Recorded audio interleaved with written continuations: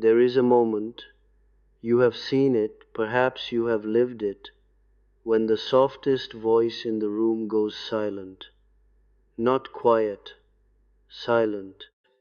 The kind of silence that arrives after years of swallowing storms that were never even hers to swallow. And in that silence, something ancient stirs, something that has been patient far longer than it should have had to be. Everyone in that room will remember the day the gentle one stopped bending. They will call it sudden, they will call it out of character, they will be wrong, because nothing about that moment was sudden. It was 20 years in the making, and you are about to understand exactly why. Sit with me for a while, not to be entertained, but to be disturbed, gently the way truth disturbs a still pond. I want to speak with you tonight about a kind of person the world loves to use and rarely bothers to understand. I want to speak about the one who feels everything, who carries what others refuse to carry, who has made a quiet, unspoken career out of absorbing the unspoken pain of everyone around them. And I want to speak about what happens on the day that person finally breaks their own silence. We call such a person an empath, as though feeling deeply were a costume one puts on for the benefit of others. But it is not a costume. It is a nervous system tuned like an instrument left out in the rain, responsive to every change in pressure, every shift in another person's weather. Such a person walks into a room and knows, before a single word is spoken, who is grieving, who is furious, who is lying to themselves, who is one bad night away from falling apart. This is not a gift in the way we like to imagine gifts, wrapped neatly, given freely, enjoyed without cost. It is a burden dressed as a gift, and the empath rarely gets to choose whether to carry it. The carrying begins early, often in childhood, often in a home where someone's moods governed the emotional weather of every room, and a small, watchful child learned that safety meant reading the storm before it broke. That child became an adult who still reads storms, only now the storms belong to co-workers, friends, partners, strangers on the street who cannot know that their unspoken grief has just been absorbed by someone they will never see again. I want you to understand something about the psyche, something that took me a lifetime of sitting with suffering people to understand myself. What is not expressed does not disappear. It does not evaporate because we are too polite to let it surface. It goes underground. It moves into the cellar of the self, and there in darkness it does not weaken, it strengthens. This is true of grief, it is true of rage, and it is most true of all for the empath, because the empath has spent a lifetime redirecting their own inner weather to make room for everyone else's, every unexpressed need, every swallowed objection, every time they said, "It's fine," while something inside them curled up and went quiet. All of it collects, all of it waits. We like to imagine the human personality as a single, unified thing, as though the person smiling at you across the table is the whole of who they are. but the personality is not unified. It is layered, and the topmost layer, the one we present to the world, I have called the persona, the mask assembled from what our family needed us to be, what our culture rewarded, what kept us loved and safe and included. For the empath, that mask is almost always the mask of the giver, the healer, the one who is fine, the one who has no needs of their own, or who has learned, with great skill, to make it look that way. This mask is not dishonest. It is not manipulation. It is armor built by a child who needed to survive an environment that could not hold their full truth. And like all armor, it works until the day it doesn't. Here is what almost no one tells the empath, and what I want to tell you plainly tonight. Behind every persona of endless giving lives, a shadow of enormous unspoken need. Behind every I'm fine lives a grief that has never once been witnessed. Behind every person who has made peace keeping their life's work lives a fury they were never permitted to feel, let alone express. The brighter and more selfless the mask, the darker and more starved the shadow beneath it. This is not a flaw in the empath's character. This is the price of being made, by circumstance, into someone whose worth was measured entirely by what they could offer others, and a price, unpaid for long enough, always comes due. Understand this, because it is the hinge on which everything I am about to tell you turns. The shadow is not evil. The shadow is simply everything about us that we were never allowed to be. In the empath, the shadow is not cruelty waiting to escape. It is boundary. It is refusal. It is the simple human right to say no and mean it, to be angry and let the anger show, to have a bad day and not perform wellness for the comfort of others. These are not sins.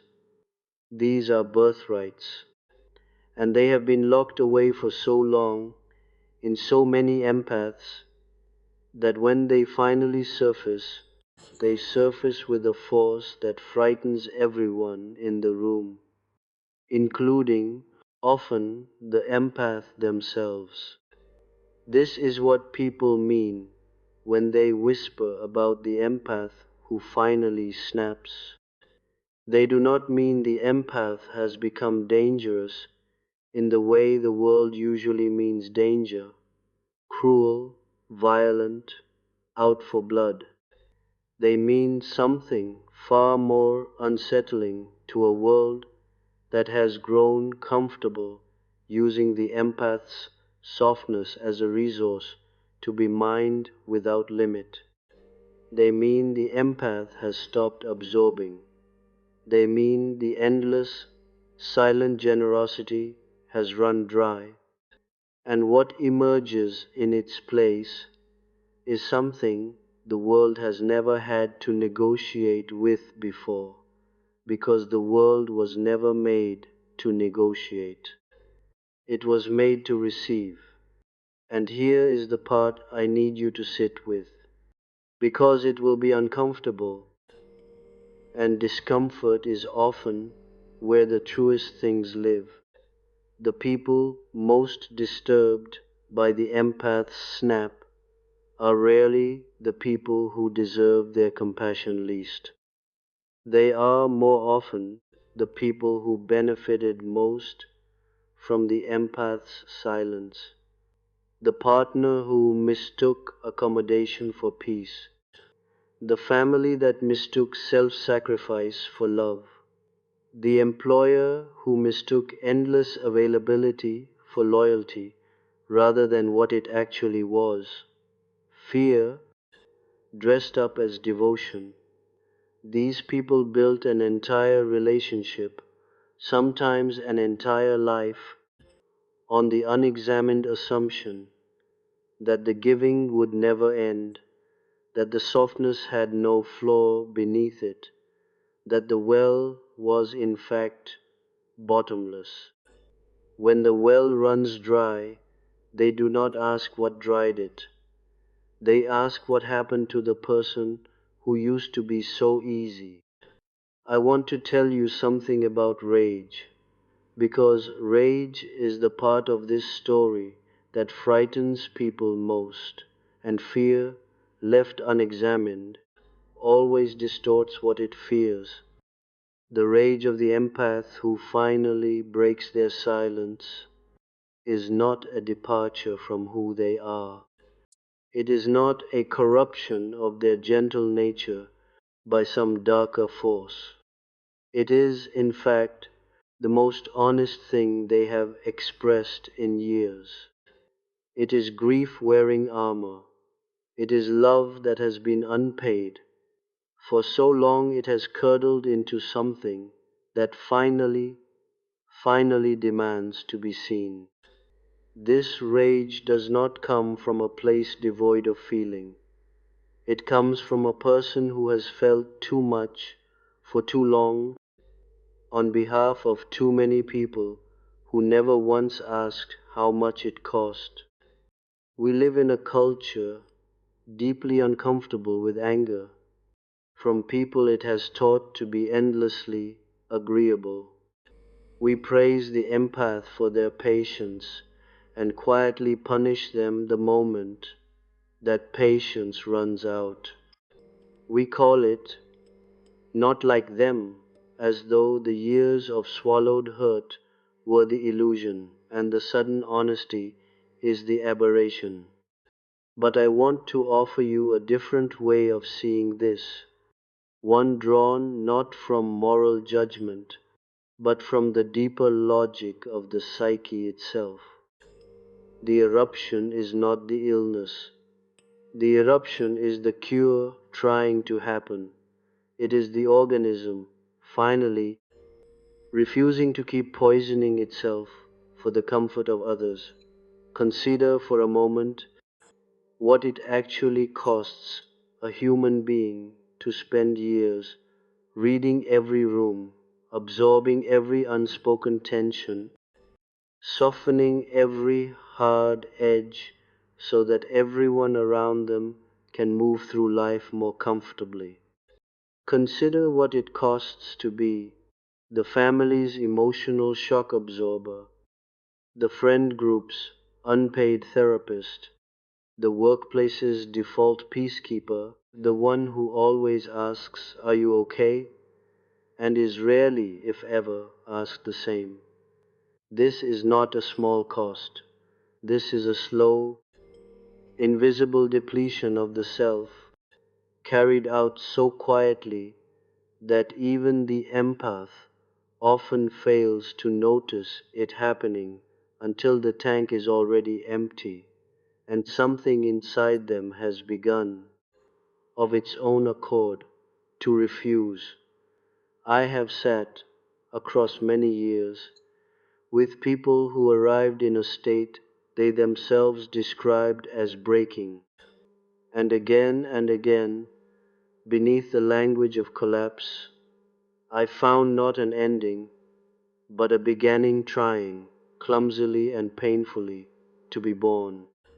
The psyche does not break for no reason. It breaks because something within it has become unbearable to sustain, and the breaking is the beginning of a reorganization around a truer center. What looks, from the outside, like the empath finally losing it is very often, from the inside, the first honest thing they have done in years. It is not descent, it is emergence, however violent the birth. This is why I say to you, the empath who finally snaps is not becoming dangerous, in the way the world fears. They are becoming whole in the way the world was never prepared to witness. Wholeness is not softness without limit. Wholeness is not endless availability.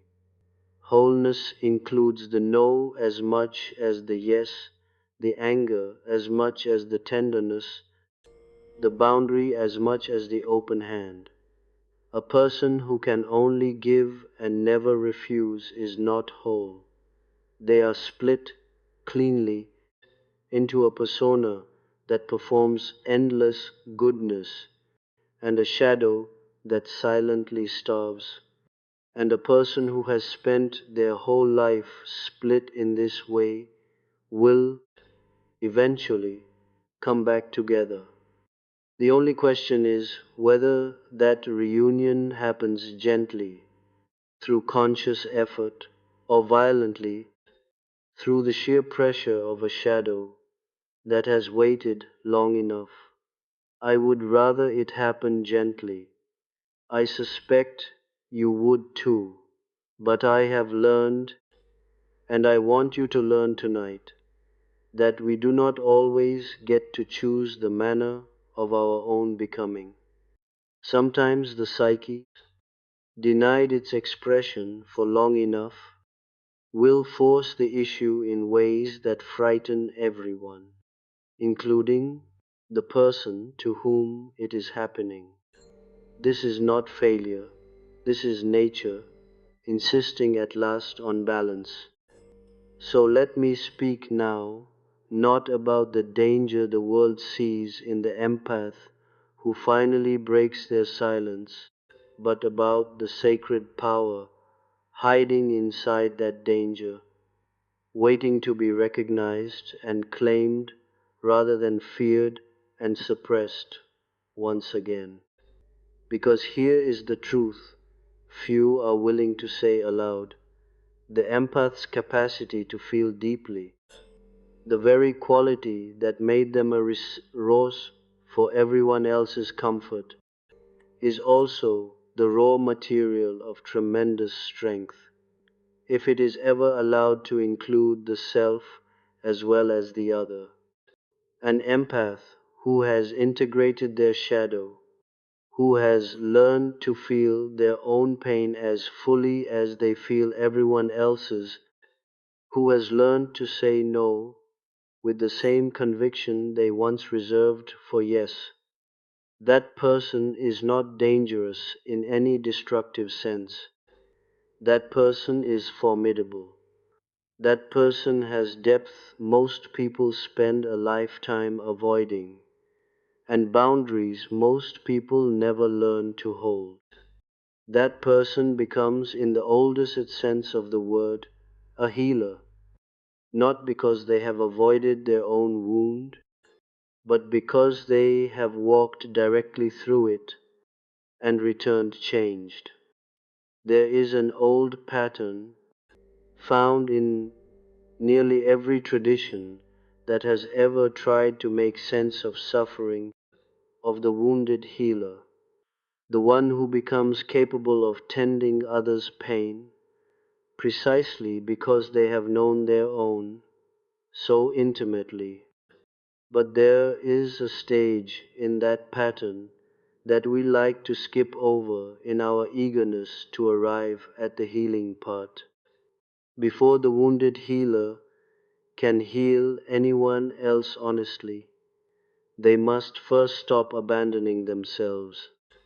They must first turn the compassion they have given so freely to others back toward the self that has gone unattended for so long.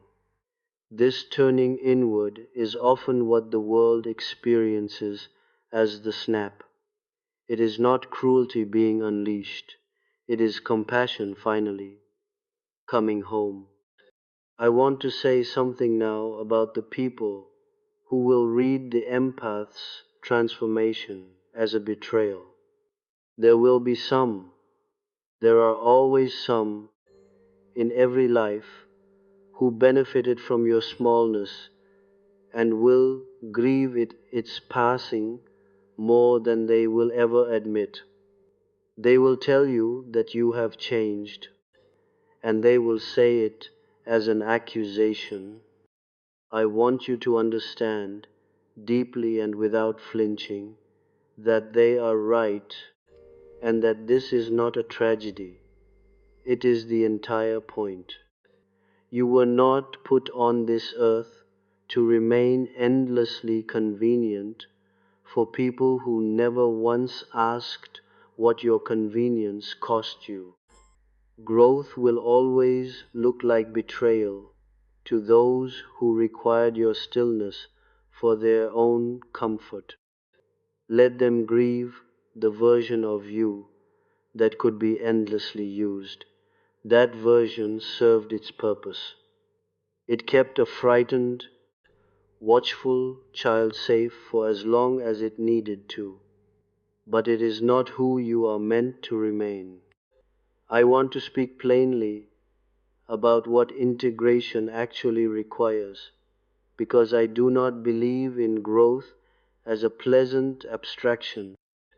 I believe in growth as a specific, often uncomfortable practice. It begins with the willingness to feel your own feelings before you attend to anyone else's, not instead of caring for others, but before, so that your care comes from abundance rather than depletion. It begins with learning to sit with your own anger long enough to hear what it is actually telling you, rather than swallowing it the instant it appears, because someone else's comfort has always outranked your own. It begins with the radical, almost rebellious act of asking yourself what you need in a life that has trained you from childhood to ask only what everyone else needs. This is not selfishness. I want to be very clear about this because the empath's greatest fear, once they begin this work, is that attending to themselves makes them less good, less loving, less worthy of the identity they have built their entire life around. But consider a well that gives water to everyone until it runs dry serves no one once it is empty. A well that is allowed to refill serves everyone indefinitely without ever being depleted to the point of collapse. Boundaries are not the opposite of compassion. Boundaries are what make compassion sustainable. The empath who learns to say no is not becoming less loving. They are becoming capable of loving without being destroyed by it. I have watched this transformation happen again and again in people who believed at the beginning that they were falling apart. They came to me speaking of exhaustion, of sudden anger they did not recognize in themselves, of a growing inability to keep performing the endless patience that had once defined them. They feared they were losing themselves. What I saw, and what I want you to consider seeing in yourself, if any of this has struck a nerve tonight, was not loss, it was arrival. It was a self that had been buried under years of accommodation, finally pushing its way to the surface, however roughly, however inconveniently, for everyone who had built their comfort on top of it. The shadow, once it is acknowledged rather than feared, does not remain a monster. It becomes, instead, a source of tremendous vitality, because everything you have repressed is also, quite literally, everything you have not yet used.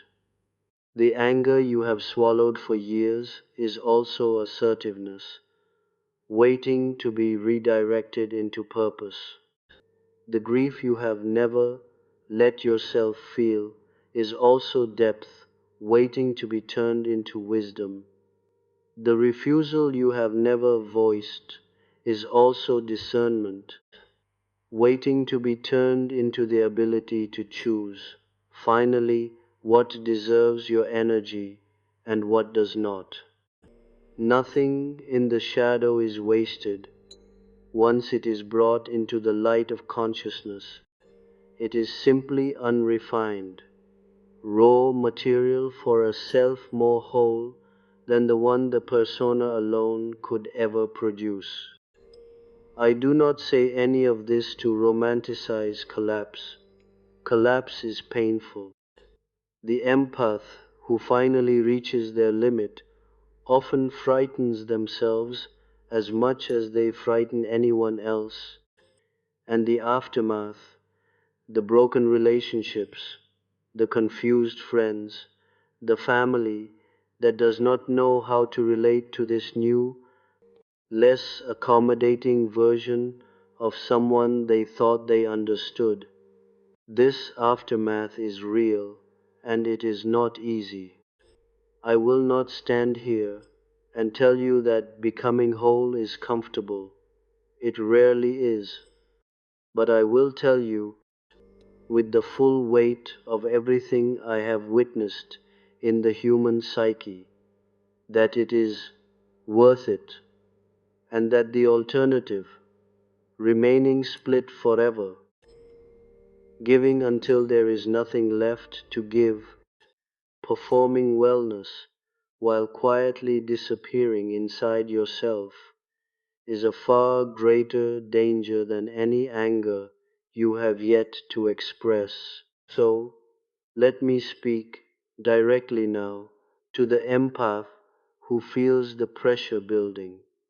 Perhaps you feel it tonight. Perhaps you have felt it for years, a tightness that has nothing to do with any single event and everything to do with a lifetime of unexpressed need, finally reaching its limit. I want to tell you, you are not broken. You are not becoming a worse version of yourself. You are becoming a truer one. The pressure you feel is not pathology.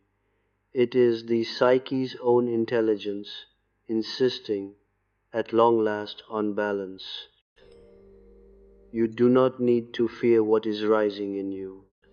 You need to learn to meet it with the same compassion you have spent your whole life offering everyone else.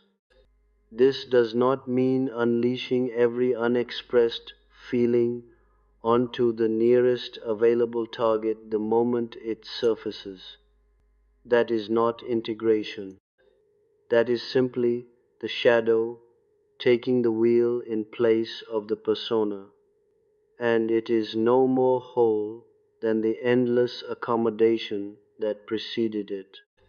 True integration is slower, and it is quieter than the world's fantasy of the empath's dramatic snap. It looks like learning to say, calmly and early, "That does not work for me," long before the resentment has had years to compound into fury. It looks like allowing yourself to feel disappointed, or hurt, or simply tired, without immediately performing reassurance for whoever is standing nearby. It looks like asking in every relationship whether the giving flows in both directions, and being willing to walk away from the ones where it does not, even when walking away costs you people you love.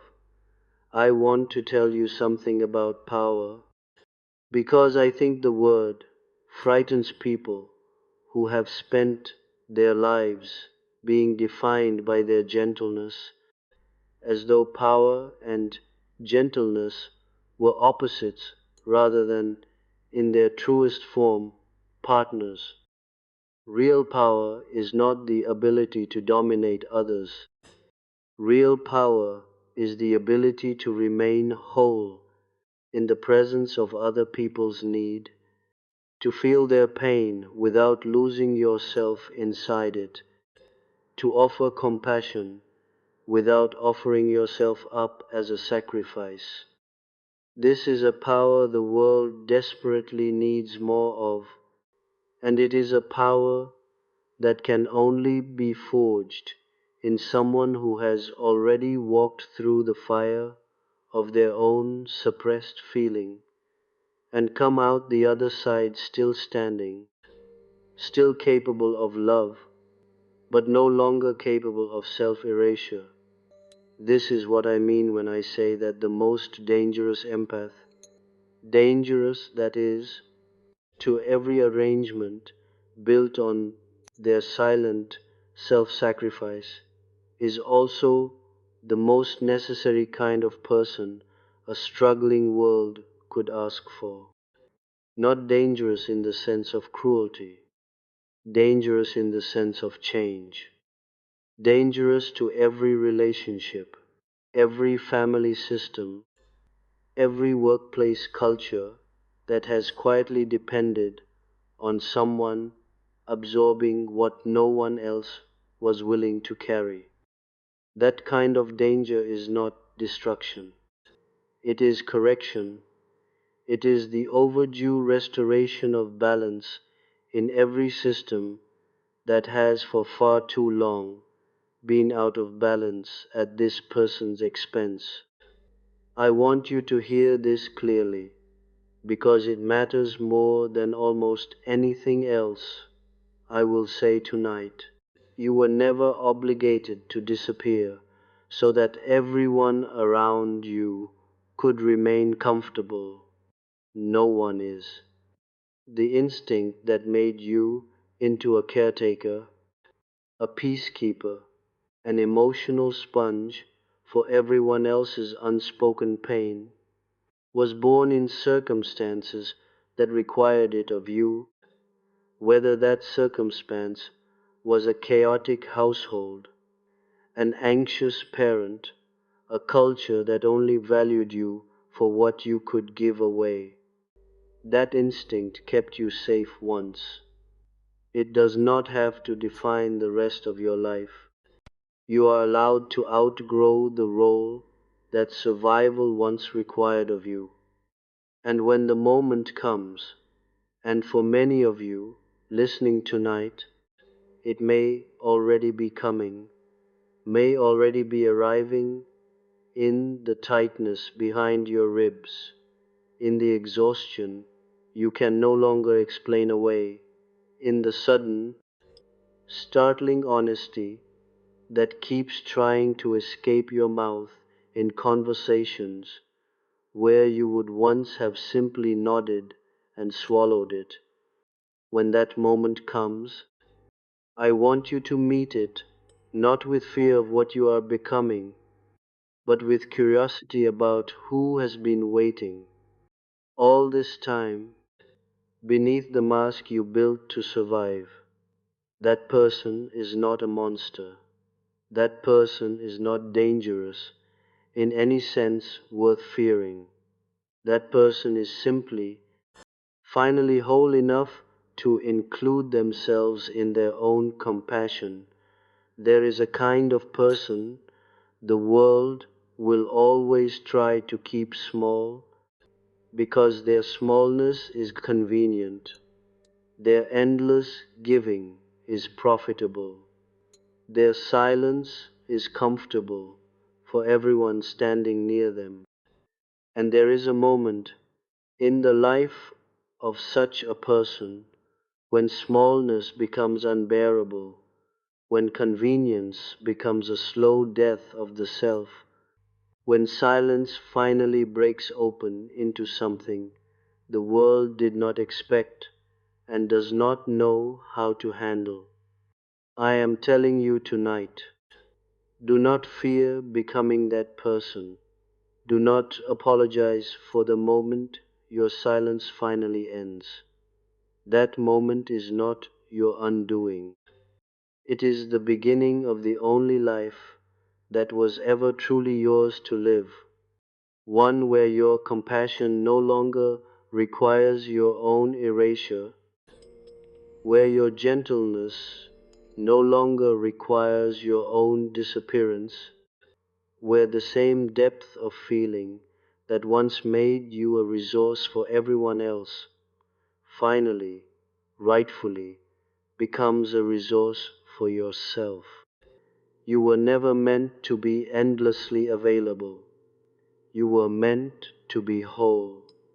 And wholeness, when it finally arrives after years of suppression, will always look to those who benefited from your fragments like danger.